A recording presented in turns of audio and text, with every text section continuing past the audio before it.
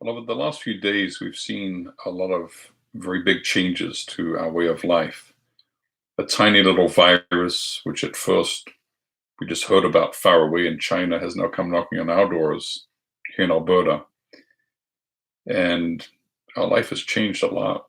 The government keeps imposing more and more restrictions on public activities. And now our children are home from school. Some of us have been asked to stay home from work. Those over 60, those who are more vulnerable, have been asked to stay away from public worship and other gatherings.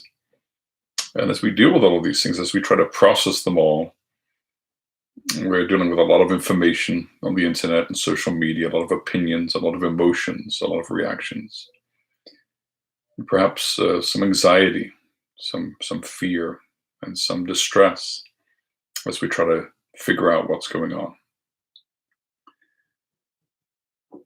I'd like to encourage each one of us as God's children to remember that the public health authorities are set over us by God as part of His government over us. They're ordained by God as His ministers for our well-being, and so it's important to follow the procedures that they lay out for us. They make decisions for our good, for our welfare. It's also important to go back, take a step back, and try to figure out what's going on in the grand scheme of things. And we know where we can always turn. We can always turn to the Lord. And this evening we'll turn to Psalm 4, where the psalmist is in a situation of distress and he cries out to God. So he says, "Answer me when I call, O God of my righteousness. You have given me relief when I was in distress. Be gracious to me and hear my prayer." He's in a position where he doesn't know what's going on. He's distressed and he turns to the Lord. That's the only one he can turn to. And he's surrounded by people that aren't doing the right thing. He continues in verse 2, "O men, how long shall my honor be turned into shame? How long will you love vain words and seek after lies?" So people are talking and sharing information and conspiracy theories, and just basically everybody's giving their opinions about what the problem is.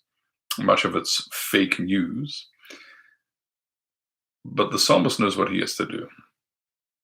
Look at verse 3. "But know that the Lord has set apart the godly for himself. The Lord hears when I call to him."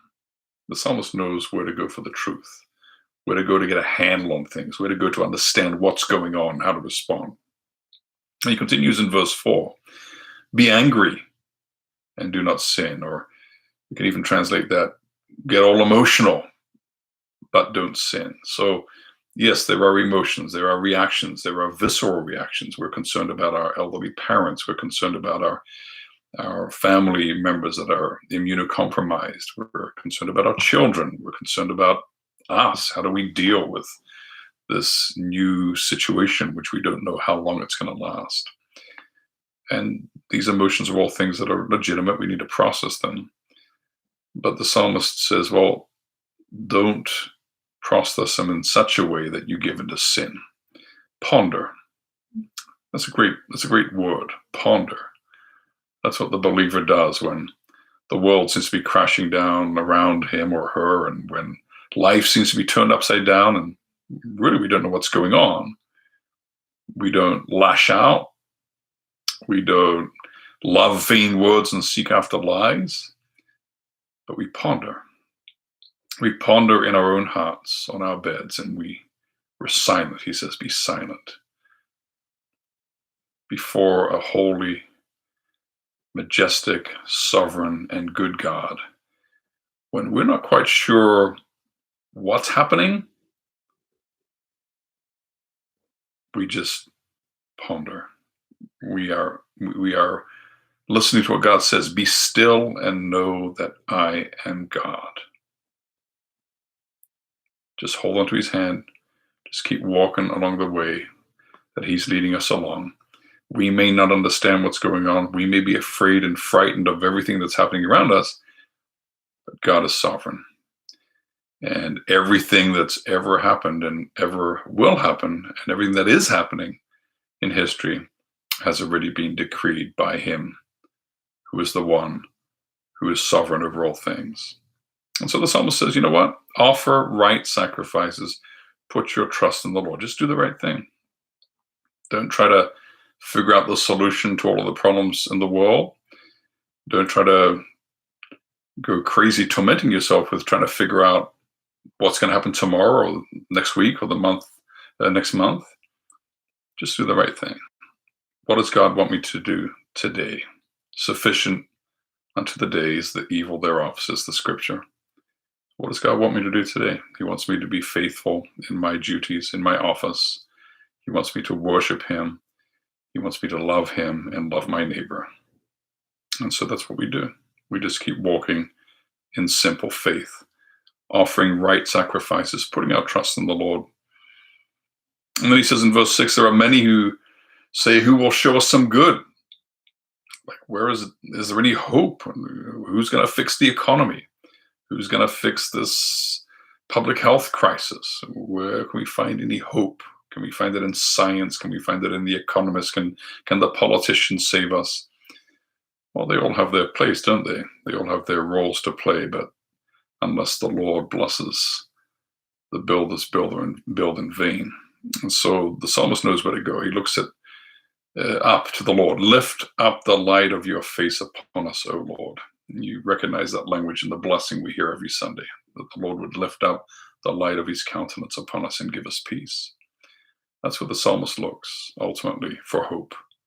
Not to the people around him or her, but he lifts up the light. He looks up to the Lord and asks him to lift up the light of his face upon us. Why is that? Well, look at verse 7. You have put more joy in my heart than they have when their grain and wine abound. What is God teaching us in this pandemic, in this time of uncertainty? He's reminding us that, having lots of food and drink, having lots of health, having a very comfortable North American life where we have access to everything we want and more. We can go on our vacations, we can do all kinds of things. He's reminding us that that's not where the joy is. That's not what it's all about. You can have lots of grain, you have lots of wine, and you still be miserable. And what God's teaching us as he kind of hems us in during this time and takes away a lot of the things that we're used to having, he reminds us that he is our portion, that he is our joy, that he is our delight. Whom do we have in heaven but you? And on earth there's no one else that I desire besides you. That's the response of the believer. And that's what God's reminding us. You know what? When we're reminded of what it's all about, when we're reminded of why we're here and why we exist and where we find our meaning, in whom we find our meaning, then suddenly it's okay, isn't it? We don't have to fear. We don't have to be anxious. Look at verse 8. In peace I will both lie down and sleep. For you alone, O Lord, make me dwell in safety. And so, brother and sister, do that. Do that tonight, do that tomorrow, do that day by day. Look to him. Trust in him. Wait upon him. Call upon him. Pour out your heart to him. Put your trust in the Lord. And then in peace, you can lie down and sleep, because he alone makes us dwell in safety. And may the Lord bless you and keep you. Amen.